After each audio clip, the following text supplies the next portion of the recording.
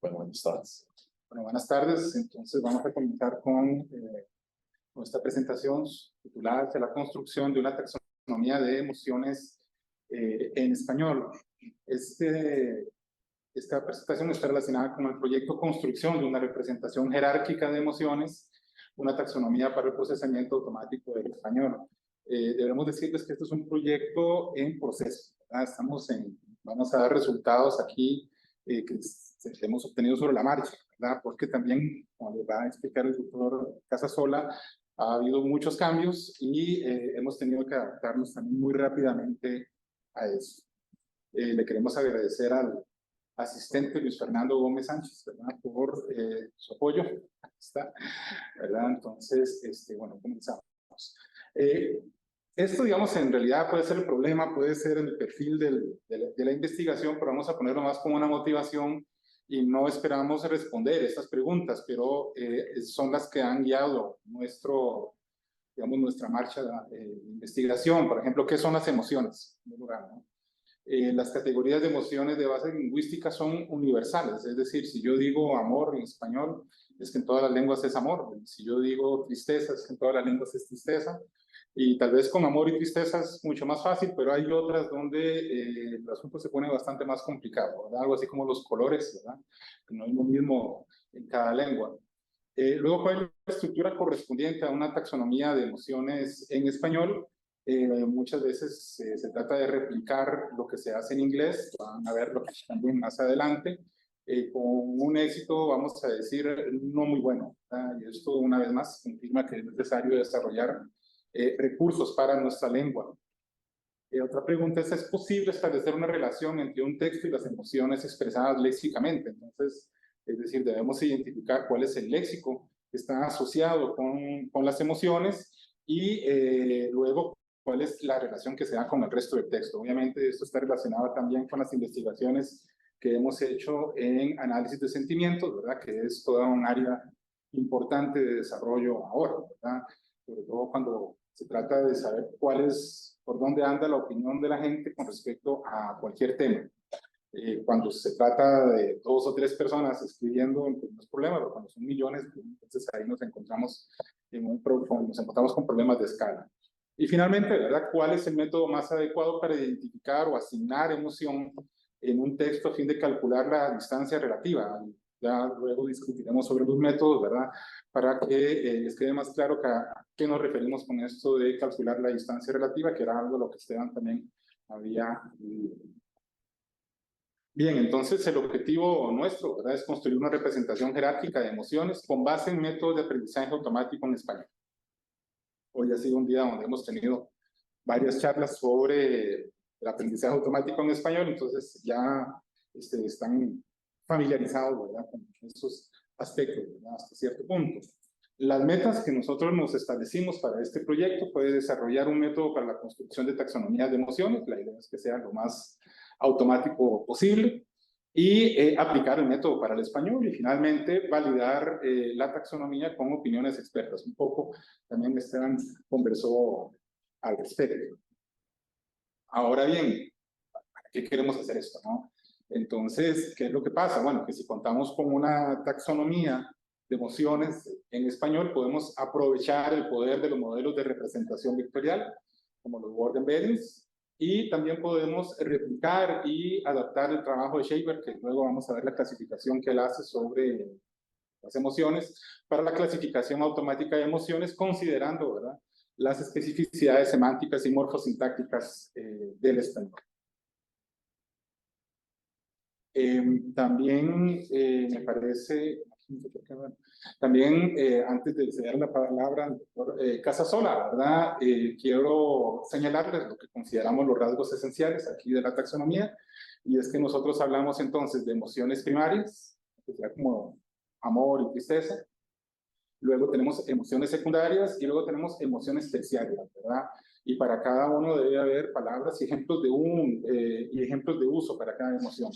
Es importante decirles que cuando hablamos de palabras asociadas con emoción, no estamos esperando que cuando se dice amor aparezca realmente amor. sino que debe haber un conjunto de términos, ¿verdad?, asociados con amor, y que entonces automáticamente, digamos, podemos decir, bueno, aquí está hablando del amor. Ahí luego conversaremos al respecto, ¿verdad?, con los resultados. Bueno, estos ejemplos es un poco lo que estamos, de lo que estamos hablando, construyendo. Por ejemplo, la emoción amor, podríamos decir que como emoción primaria, no necesariamente todo el amor va a estar unificado. Los textos, al hablar de emociones, realmente lo que estamos hablando son de textos donde quien los escribió manifiesta algo que evoca una emoción. O sea, las emociones solo las podemos sentir los seres humanos, lo importante es que el texto tenga un rasgo que nos hace identificar la emoción. Esto surgió como parte de un proyecto, ya conocieron a Esteban está trabajando conmigo a nivel doctoral, y estábamos tratando de medir la emotividad en comentarios emitidos por personas y ver cómo en corpus diacrónicos, dado que las palabras cambian de significado, hicimos un estudio antes de la pandemia y después de la pandemia, y queríamos ver cómo se movía, por ejemplo, la afectividad de las personas hacia los médicos, hacia, por ejemplo, un caso específico. Antonio y yo, al hacer análisis de sentimiento, habíamos detectado que la palabra abrazo en español de Costa Rica era una de las más apreciadas. A nivel positivo, era casi la palabra más positiva que teníamos. Y entonces con Esteban continuamos en esa línea de investigación y empezamos a tratar de medir, por ejemplo, el abrazo antes de la pandemia y después de la pandemia. Y obviamente se acercó a la palabra miedo después de la pandemia. Cuando antes de la pandemia estaba cerca de alegría y de palabras más afectivas, y después de pandemia se movió hacia miedo. Entonces, ahí fue donde surgió la idea de buscar una taxonomía de emociones para hacer eso a nivel matemático. Y con Esteban usamos la de Schaefer, pero el problema era que no existe una para español. Tomamos la de Schaefer, la tradujimos literal, o sea, así de terrible, y con eso hicimos nuestro primer prototipo para hacer esa aproximación. Y surgió, hablando con Antonio y Santiago, no, tenemos que hacerlo. Realmente es necesario construir este producto o artefacto, digamos, ya lingüístico, para poder hacer a nivel práctico sistemas que nos permitan de una mejor manera medir la emotividad en los textos y hacer sistemas para eso. La categoría de Schaefer que nosotros utilizamos, por ejemplo, ahí mostramos se basa en 6 emociones primarias. Ellos manejan incluso la sorpresa como una emoción primaria. Y, por ejemplo, el amor, no todas las manifestaciones de amor son similares. Entonces, hay amor afecto, hay amor lujuria o amor, el longing es como miren ustedes la traducción, como echar de menos, ¿verdad? Y bueno, el anhelo. Posteriormente, algunas de estas tienen sus divisiones. Esto fue hecho por un psicólogo, Schaefer, que empezó a tomar personas y hacer textos representativos y ponerlos a mano, a categorizar y decir, tratar de ver cómo ellos identificaban las emociones, cómo unían, cómo hacían los agrupamientos para tratar de organizarlos de esa forma. Estos procesos, dichosamente, se pueden modelar a nivel matemático y tratar de llevar a cabo mediante computadoras para hacerlo en forma masiva a partir del corpus, y ahí es donde estamos trabajando. En estas dificultades que tenemos es que cuando empezamos el proyecto surge, sale el ChatGPT, vienen los modelos generativos de lenguaje, y esto tiene que cambiar un poco las expectativas que tenemos, porque si tomamos ChatGPT y le decimos, ChatGPT, tome este texto y identifique qué emoción se manifiesta acá, si yo le doy una lista de emociones, él podría ser bueno seleccionando o podría no ser bueno. Entonces, la primera parte de la investigación, dijimos, no, hagamos un paréntesis, vamos a tratar de usar un corpus que se ha generado a partir de ChatGPT en forma artificial y evaluar un poco esa capacidad que tiene esos modelos generativos para identificar emociones. En este caso, entonces, en los modelos de lenguaje tenemos un problema, y es que no sabemos si los textos con los que estamos lidiando son español nativo o son textos que son generados producto de una traducción. Y ya ahí ahora se está cuestionando cuál es la gramática que hay detrás de los modelos de lenguaje, porque sería, ahora que hablaban ustedes, por ejemplo, de las no pasivas, cosas por el estilo, creo que muchas manifestaciones del español podrían estarse perdiendo en estos modelos. y están introduciendo un sesgo que está destruyendo el español. Y tenemos que darnos cuenta si eso es lo que está sucediendo. En este caso, no sabemos si los textos son productos de una traducción. En el trabajo anterior que Esteban está haciendo, lo que estamos tratando con las definiciones es encontrar esos contextos que hay alrededor de las palabras para ver qué es lo que, de dónde fue, a qué fue lo que se pegó el modelo para hacer las explicaciones. En este caso también estamos haciendo ese tipo de técnica, ¿verdad? En este caso, otras dificultades que encontramos acá fue que algunas de las emociones primarias que existen para Shaver, como la sorpresa, cuando vemos a nivel de español nos damos cuenta que para nosotros en español no necesariamente la sorpresa puede ser considerada una emoción primaria. Y eso se manifestó en los datos. Es más como un cambio de estado que una emoción. Yo puedo decir, me siento triste, me siento feliz, es algo que se mantiene más en el tiempo, cuando la sorpresa es un evento que para nosotros como que no, en los datos no aparece al mismo nivel que las emociones primarias. Si quieren pasamos al siguiente. Entonces, la metodología que estamos siguiendo es propia de ciencias del diseño. Estamos haciendo prototipos, diseñamos un modelo y vemos sus fortalezas, sus debilidades, y con eso construimos los siguientes prototipos. Entonces, por eso decimos que es producto de un trabajo de proceso, porque solo hemos hecho 2 iteraciones. La primera fue crear un corpus artificial a partir de un modelo de ChatGPT. Y entonces lo que pedimos fue crear con GPT Turbo 3.5, que fue el que en la presentación anterior se mostró. Digamos, yo le doy un prompt específico. Ahora vamos a hablar un poco cuál es el prompt. Es la consulta que le doy al modelo de lenguaje para que él empiece a generar texto.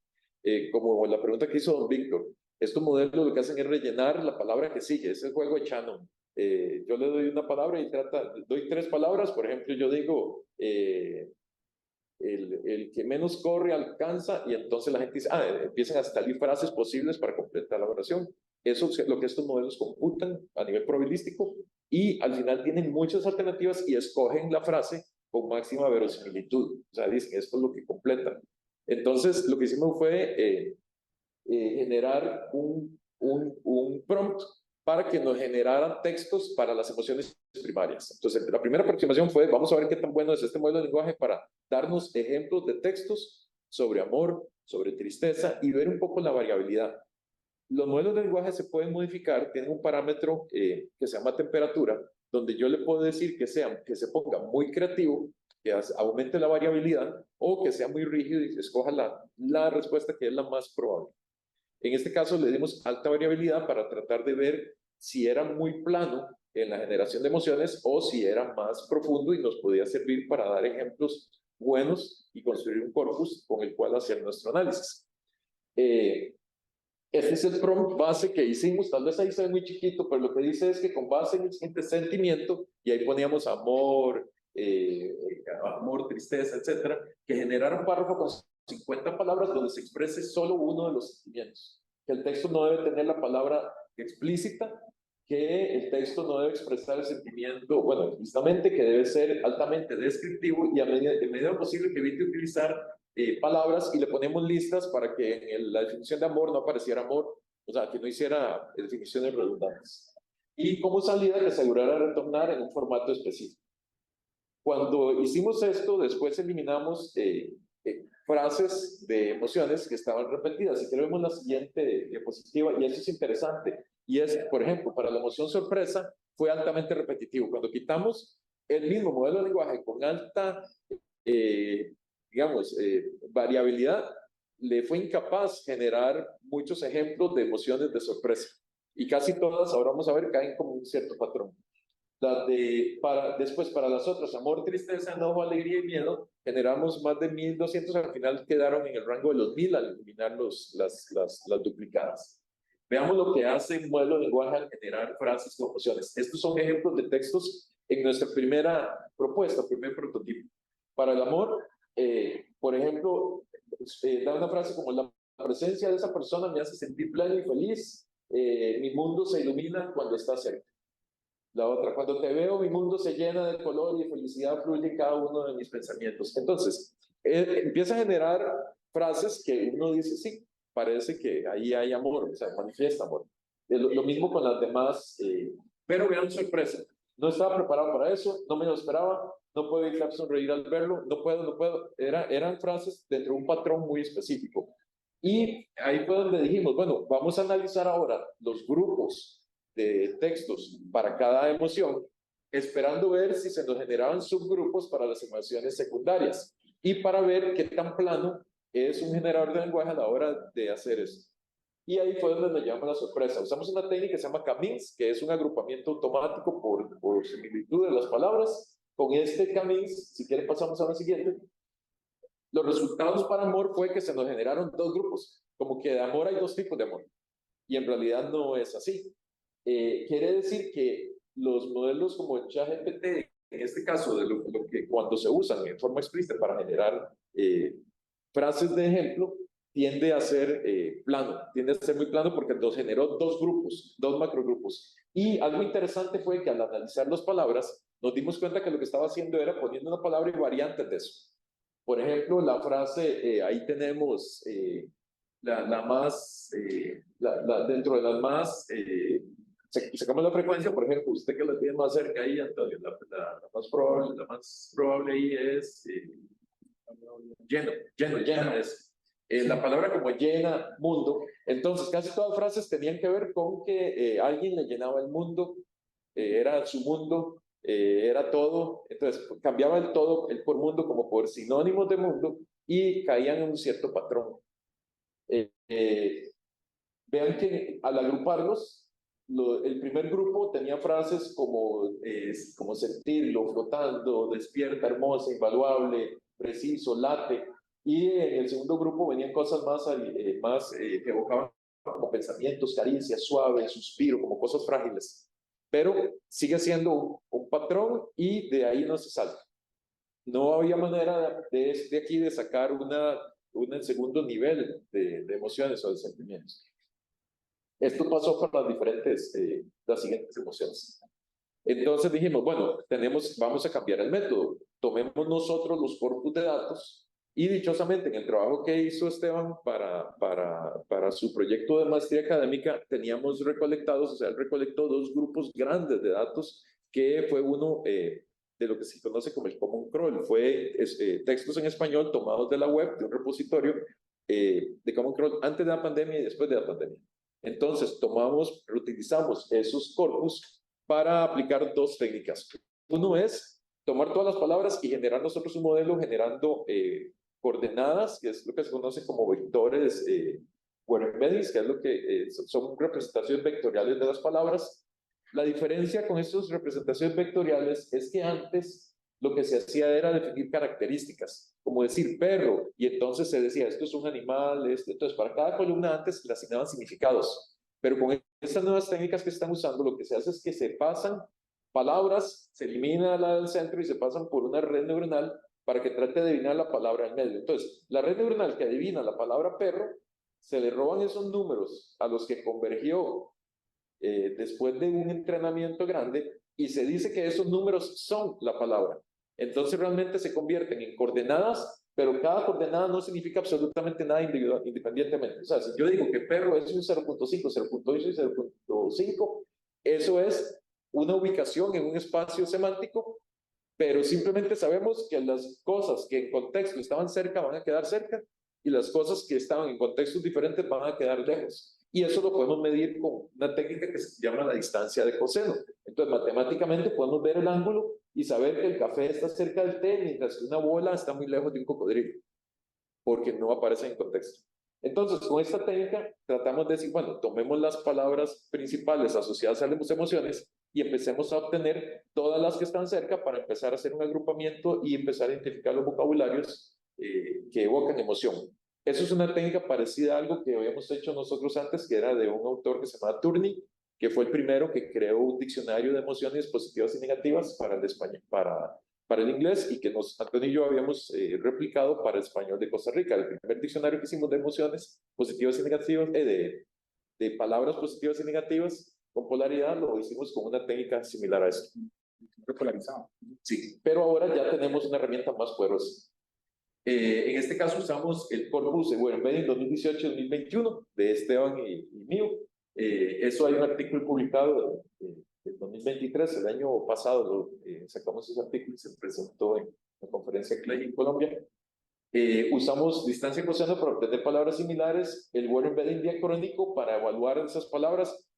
Al crear esas representaciones vectoriales a partir de un corpus diacrónico, a eso nosotros le llamamos un word embedding diacrónico. Entonces ya tenemos matemáticamente representadas las palabras en un grupo antes del COVID y en otro grupo después del COVID. Entonces eso nos permite ver si algunas palabras se movieron, si se alejan o se acercan a la palabra tristeza. Entonces, para ver cómo estamos y tratar de definir anclajes, en otras palabras, queremos palabras que representen emociones que no sean volátiles, que no cambien, sino que se hayan mantenido más o menos estables, por lo menos en este corpus, en estos dos periodos, ¿verdad?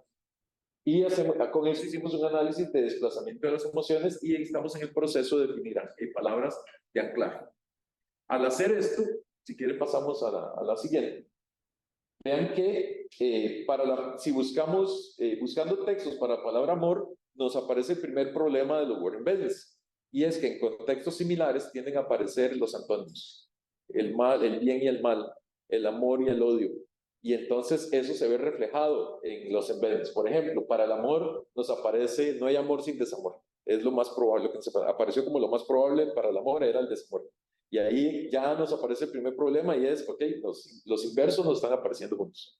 Pero ya por lo menos esta dimensión la podemos separar. Entonces ya podemos trabajar un poco a partir de eso. Vean cómo en el 2018-21 la segunda palabra más asociada a amor era la ternura y después de 2021 surge la amistad. O sea, amor cambia de ternura por amistad. La amistad estaba en un segundo nivel, subió en 2021. Amoroso, amar, etcétera, y surgió enamoramiento como una palabra más cercana al amor en el segundo corpus.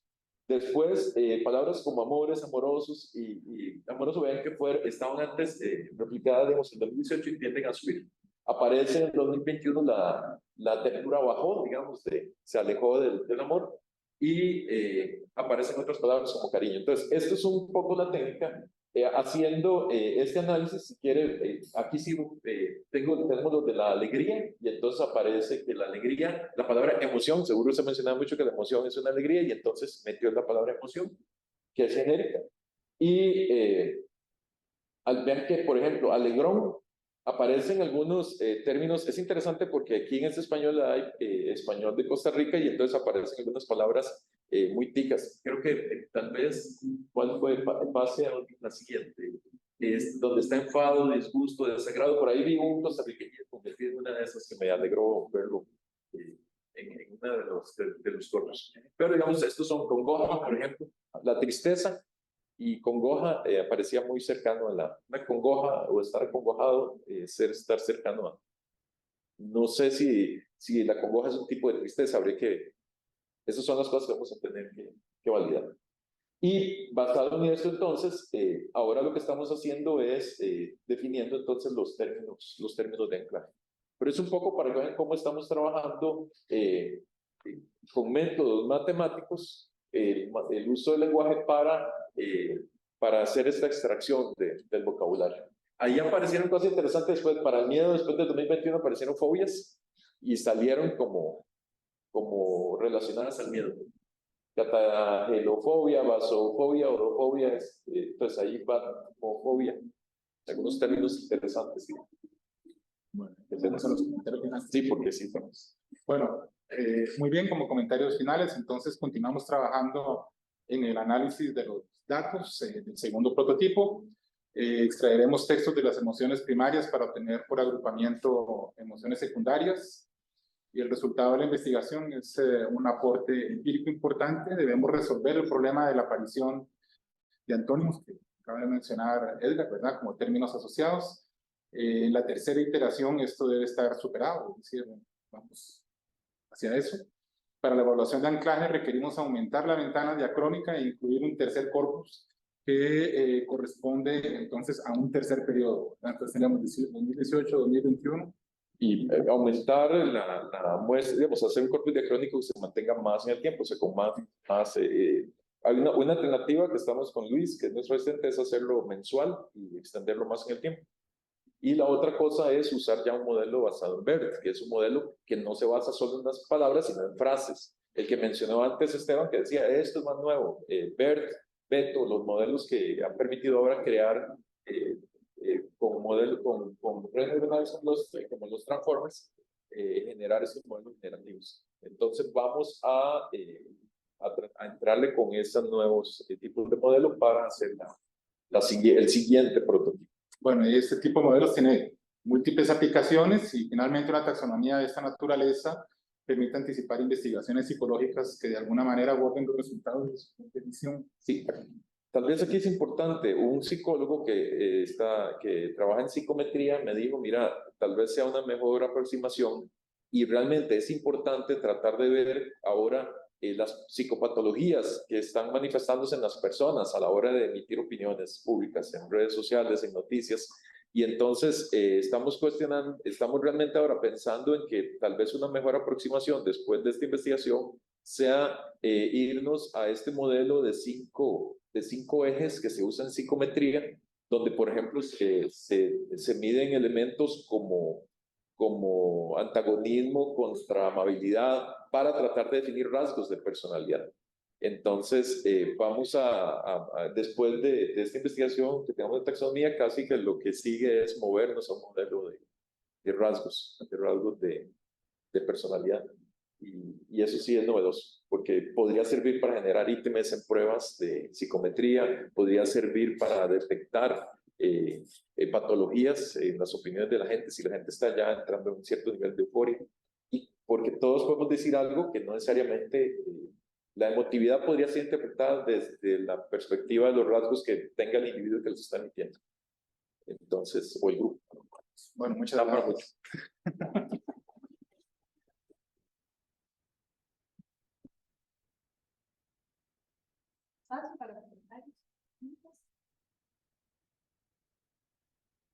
Gabriela. Muchas gracias, fascinante.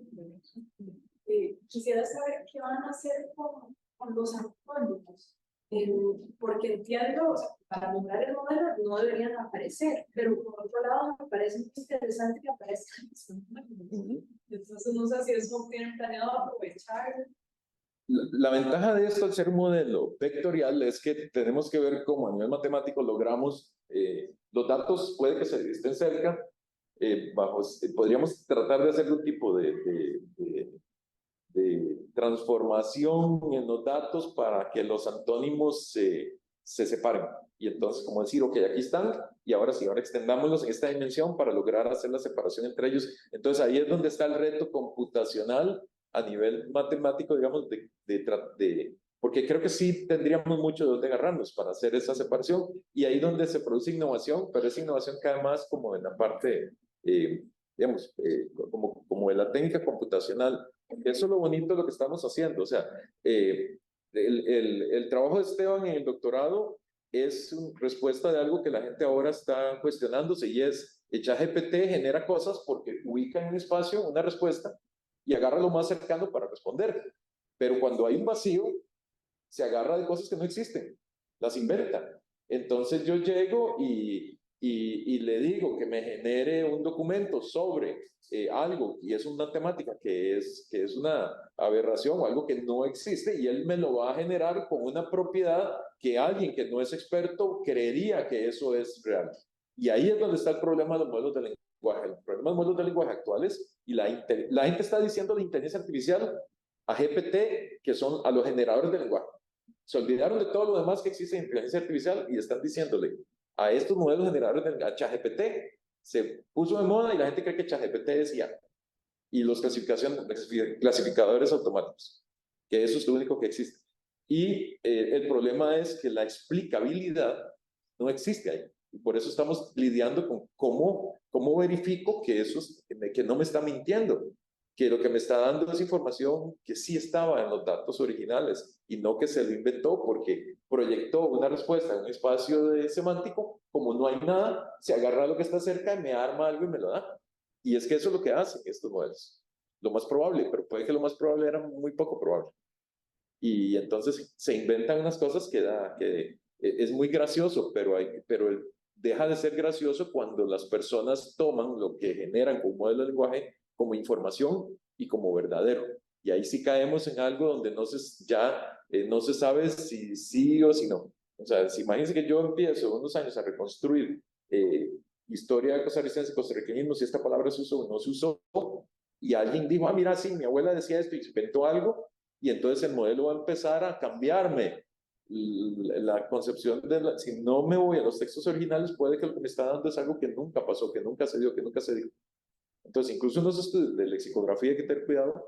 Si yo pierdo al experto, que es el que sabe cómo ir al texto original para obtener los datos reales. O sea, trabajos como los que ha hecho don Víctor a través del tiempo, oyendo a las personas, eso es muy peligroso. Irnos a la tecnología para generar cosas automáticos sin tener una manera de validar y explicar de dónde salió eso.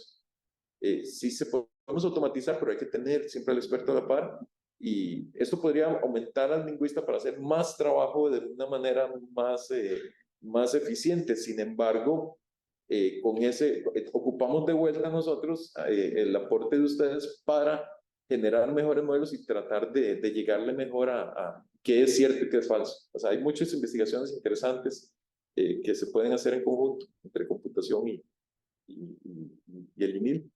Y por eso es que hemos estado trabajando con Antonio, ha sido hemos hecho un buen equipo porque nos ha permitido explorarlo desde dos perspectivas, y ahora se nos va a incorporar un psicólogo para trabajar con nosotros, para verlo desde el punto de vista ya de psicometría, porque el humano es siempre lo más importante, ¿verdad? No hay que perder eso detrás de todos estos procesos. Como ejemplo sobre los peligros, el año pasado yo recuerdo que Edgar pidió, hicieron un demo, ¿verdad?, de ChatGPT. Estaban activando ChatGPT con gastronomía costarricense. Y entonces Edgar, maliciosamente voy a decir, ¿verdad?, dijo, bueno, pídale a ChatGPT que recomiende un plato de comida costarricense para personas alérgicas al arroz. Y ChatGPT recomendó el gallo pinto. A mí, sí. Le recomiendo que coma gallo pinto. Hay una cosa que se maneja muy mal en estos modelos, que son los antónimos y la negación. La negación sigue siendo un problema. Nosotros somos expertos para decir, es que yo jamás dije que no diría y ahí empezamos a jugar con la negación y darle vuelta. Es un problema grande. Y entonces llegó un experto norteamericano que dice, ya los modelos de lenguaje van a poder generar programas, ya van a poder hacer todo. O sea, la IA era prueba de balas. Y le digo, no, sigue teniendo... No, para nada, todo eso está superado. Entonces le dije yo, por ejemplo, dígale que yo soy alérgico al arroz, dígale que me dé un plato costarricense que no tenga ni arroz, al arroz y a los camarones, que no tenga ni arroz ni camarones. Sí, entonces agarró y me dijo, le recomiendo que coma gallo pinto. Y dice, ve, ¿qué es gallo pinto? Y entonces era una conferencia, había mucha gente. Tal vez sí fui un poco irrespetuoso, ¿sabes?, admitirlo, porque agarré, le dije, eso es arroz con frijoles, me mató. Acaba de matar con su programa. Y es que, acuérdense que un sistema que habla no es un sistema que piensa. Y ahí es donde estamos. Eso tenemos que tenerlo claro. Y otra cosa, no es un perico. Los pericos por dicha repiten lo que oyeron. Este inventa. Y no alucina, inventa. Alucinar es percibir algo que no está allá afuera. Esto realmente en el modelo genera cosas y se inventa. O sea, el concepto de alucinación lo usan mucho ahora, pero está mal utilizado, porque no es producto de una mala percepción, sino que es producto de que él inventa algo en un espacio que no está y lo proyecta. Entonces, eso es peligroso. Don Víctor. Bueno, muchas gracias por poderse compartir con nosotros.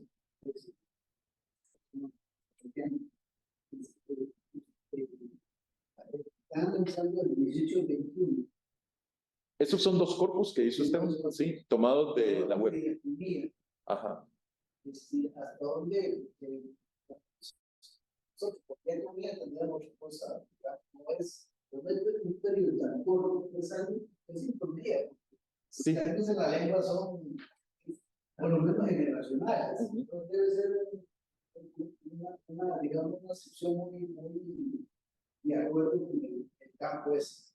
No, de hecho se lo tomamos prestado de la lingüística y fue por una razón. Queríamos ver si en un periodo corto podría haber algún tipo de cambio producto de un hecho digamos que somos, eso no es ser, eso es, digamos que tuvimos no, es que eso no es suerte, ¿cómo digamos? Que la oportunidad de hacer un estudio donde sucede algo global, como una pandemia, y queríamos ver si un evento global producía cambios en la semántica de las palabras, o sea, que si algo global de ese nivel podía impactar la lengua. Y ese fue, de hecho, esa fue la tesis de maestría de Esteban, la que yo le dirigí.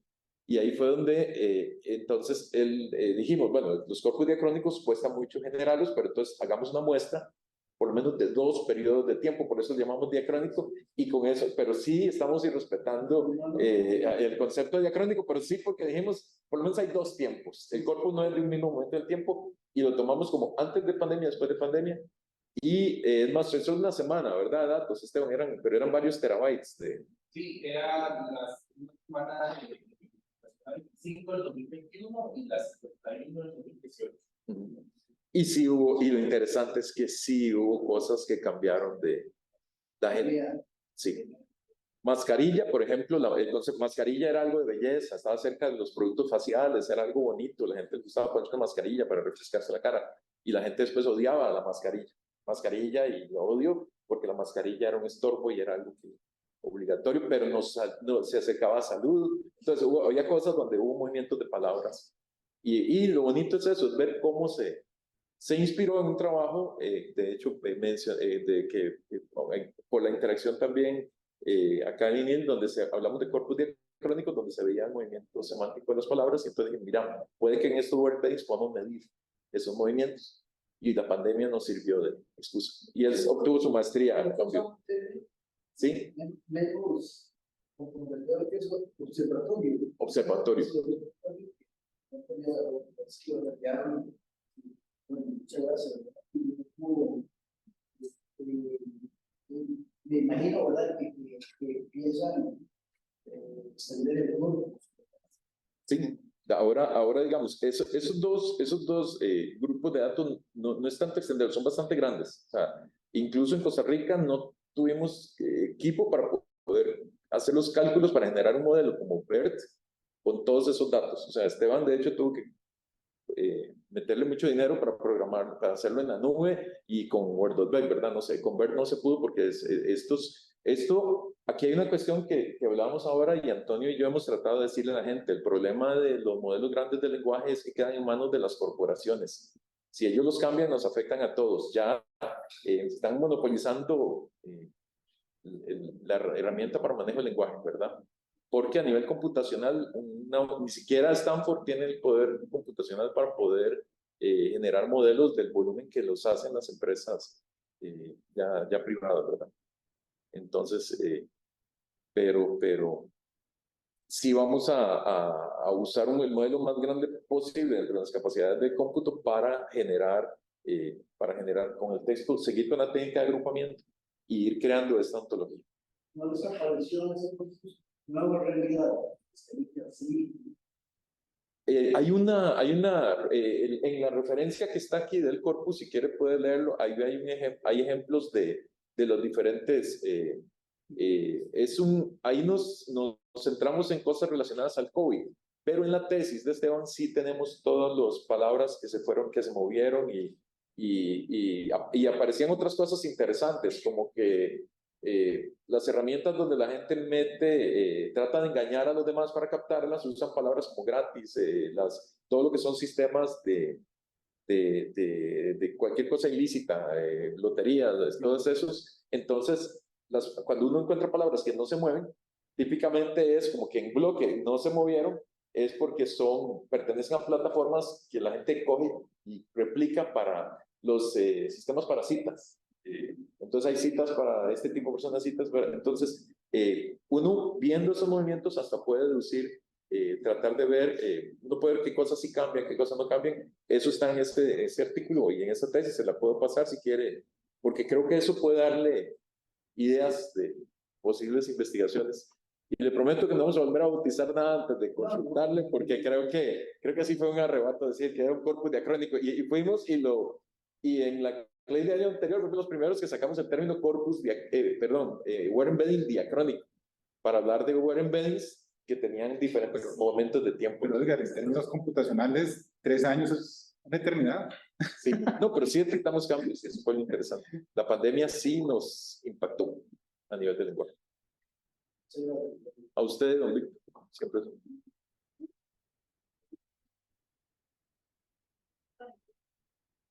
Yo quería preguntar si en el caso de esta generación de jerarquía, si se va a hacer separación del español regional o se va a tratar español como un poco. Eso creo que por ahí es por donde deberíamos arrancar. Sin embargo, acuérdense que eso no es un problema trivial, ¿verdad? Entonces, sí, yo sé que usted quiere hacer la regionalización del español. Si usted hace la regionalización del español sería ideal, porque entonces trabajaríamos primero con español de Costa Rica, que es lo que nos interesa, porque queremos ver la opinión de la gente en Costa Rica para ver las emociones. Entonces creo que eso podría, estaríamos más interesados si lográramos tener español de Costa Rica en un corpus más pequeñito. Ahí podríamos hablar de eso. Temas de la primera investigación. Consultas. La primera, ustedes dicen que trajeron esos textos de internet. ¿Pero de dónde? ¿De redes sociales? Básicamente, el ChatGPT, que es esta herramienta que está revolucionando el mundo, con lo que se entrenó principalmente era con un repositorio. Hay un proyecto que lleva barridos completos del contenido de la web y los va almacenando semana a semana. Entonces, todo lo que se ha publicado en todos los servidores de la web, que los van recolectando las arañas, que son los crawlers, se almacenan en este repositorio, se registran los cambios que se van llevando a cabo semana a semana, y ese proyecto se conoce como el proyecto Common Crawl. El Common Crawl es todo lo que nosotros bajamos, lo ponemos ahí en común y se va registrando. Entonces, ese sí es un corpus diacrónico desde que se originó la recopilación en la web hasta la fecha. Por supuesto, estamos hablando que una semana eran básicamente 32 terabytes de datos una semana. Es altamente, ahí está todo, ahí está Wikipedia, ahí está página web, ahí está cualquier cosa que haya sido publicada en la web, lo filtramos para español, eso sí, aún así es un gran volumen, pero es un recurso que si alguien a nivel de lingüística quiere trabajar en masa el español, ahí está. De hecho, nosotros tenemos eso y pueden,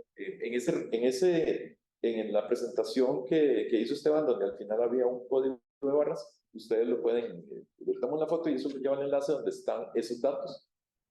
Aunque bajarlos es extenso, pero sí, por lo menos está el software que nosotros utilizamos. Ustedes podrían bajar fragmentos de Common Crawl para hacer estudios más pequeñitos. Pero sí, vean que ChatGPT metió todo el Common Crawl. Eso solo una corporación grande con una nube para procesamiento puede hacerlo. Metieron todo el Common Crawl, metieron todo lo que era GitHub, que son software.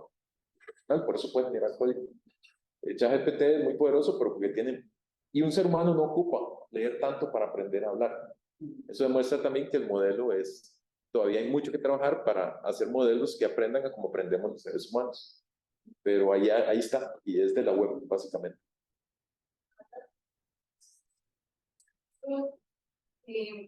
Pero en el caso de una persona necesita una intención de engañar, ¿ustedes cómo lo detectan? En eso, la ironía y el sarcasmo ha sido uno de los problemas abiertos, digamos, que se ha manejado. Acuérdense que en este caso, digamos, es parte de lo que Antonio y yo habíamos trabajado a nivel de análisis de sentimientos. En inteligencia artificial lo que se hace es dar ejemplos de muchas frases que caen o que son consideradas como irónicas, ¿verdad? Está bien, bueno, con ironía y sarcasmo también. Otras que no, y uno podría pasarla por modelos de aprendizaje automático. Sin embargo, los modelos de aprendizaje automático no han sido muy buenos con la detección de ironía y sarcasmo. Es un área donde todavía hay mejoras, pero estos grandes modelos de lenguaje en cierta forma sí pueden, sí logran hacer etiquetados o sí logran detectar. Si uno le tira a ChatGPT, si esta frase tiene cierto grado de ironía o sarcasmo, más o menos por muchos ejemplos que ha visto, etiquetados como ironía o sarcasmo, los puede detectar. Sin embargo, como les digo, es más plano, es muy difícil. Yo siempre puedo hasta Antonio y yo éramos irónicos, nos burlamos de ChatGPT diciéndole, por ejemplo, que era, defíname qué es agarrar de maje. Y para dar un ejemplo, y le decíamos, ChatGPT, ¿qué es agarrar de maje? Y entonces decía que como maje era un término que era como amigo, o entonces agarrar de maje era como adoptar como amigo, que era hacerse amigo de alguien. Entonces dijo, ¿entonces a usted le gusta que lo agarren de maje? Entonces contestaba, sí. Era un ejemplo que fue de los primeros, lo publicamos en Delfino. Creo que el agarrar de maje en artículo de Delfino. Se hicieron en México, por cierto. Como advertencia le dijimos a la gente, tengan cuidado, ChatGPT miente y no sabe lo que dice y lo agarramos de maje. Sí, por cierto. Un poco para que vean que las herramientas de IA todavía están. Sí, Todavía no venir en robo de eso. Quiero agregar dos cosas a eso. En primer lugar, por ejemplo, en el análisis de sentimientos se supone que los seres humanos concordamos en un 80% digamos, del sentimiento de algo que se ha publicado. Entonces, de ahí hay que ver qué tanto puede acercarse, de verdad, un sistema computacional a eso. O sea, va a ser menos de un 80%, no puede ser más. Y lo otro, le digo eso también porque hay muchísimos seres humanos que no captan ni la ironía ni el sarcasmo, ¿verdad? Hay gente que intenta ser sarcástica y no lo logra, y hay gente que simplemente no entiende cuando está ante un sarcasmo o una ironía, ¿verdad? Entonces, esto muestra también la dificultad de eso. Sí, acá pues puedo siempre saben usarlos, pero pues no respetar lo que quiere una cantidad de artistas. Exacto. Las explican las pistas, esto es que no se entiende, pues que el cerebro no lo puede decir, que está reconocer esas pistas y sobre la marcha. Perdón, nada más para retomar lo de la charla de ustedes. Probablemente alguien de física sea diferente contra el sarcasmo que alguien, por ejemplo, de arte. Podría ser. Sí, podría ser. Está más relacionado a la universidad, digamos. Es una biología que es de la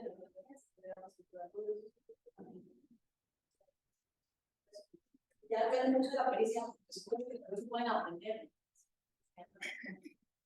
Tal vez un poco de cosa que me llama la atención cuando mencionan las situaciones, que sí son universales, pero también, digamos, ¿qué me produce? ¿Qué emoción también está relacionada con un tipo de cultural? Porque de repente tengo un poco de asco aquí, pero es algo, pero en otros entornos de la limpieza se considera limpieza social, pero también en otro entorno no nos parece asco. Yo trabajo personal de otras mujeres que en su país hace mucho calor, digamos, normal la comida de la gente hace, se pega la ropa, etc. Entonces, los olores muy fuertes. O sea, es una cosa que está mucho relacionada, no es algo que se considera muy sucio, y que la persona no se bañó, ni nada. Es como el fondo normal que se siente la gente. En cambio, cuando uno viene de un lugar como acá, digamos que tal vez los olores de agua no se sienten, pero digamos que esos olores muy fuertes, ya uno siente como que eso uno lo interpreta como que la persona no se bañó, de la comida, pero ya me produce guas, y entonces es algo que para una persona es una acostumbrada a ver eso, no lo va a buscar. Entonces, el sentimiento está bañado por un montón de cosas que yo sé que una vez fue que asco, pero es que asco que, ¿verdad? Creo que no se bañó, pero no es eso, es algo más complejo que lo que yo estoy comentando. Sí, por eso también él preguntaba por los corpus localizados, ¿verdad? Si podemos tener, digamos, corpus que estén basados en el español de Costa Rica y que podamos hacer entonces ese tipo de separación, ¿verdad? Que es un tema importante. Pero sus diferencias más locales, o sea, familiares. Sí. Por eso la investigación. Realmente, cuando con Esteban traducíamos la taxonomía, había palabras que tres de la nivel 3 nos daban la misma palabra en español. O sea, ¿qué es esto? Y las tres decían, esto es, digamos, tres palabras que eran con acepciones diferentes, en español solo aparecía una. Y había que explicarla. Entonces, esto se refiere a este tipo de emoción. Y entonces ahí es donde nos dimos cuenta que no es literal, la taxonomía no es uno a uno. Y eso es lo que queremos, crear un método para capturar eso. Más para generar la taxonomía que la taxonomía resultante en sí.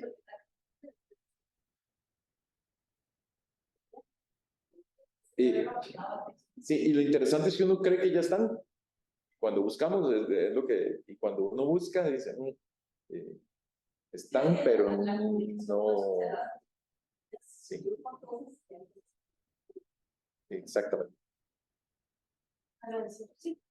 No, quiero comentar que, por ejemplo, la base ecología, bueno, hay montones de taxonomías, pero, por ejemplo, hay unas que fueron hechas a partir de fotos de caras. Entonces, hacen expresiones, hay cosas claras con la cara, clasificaron eso.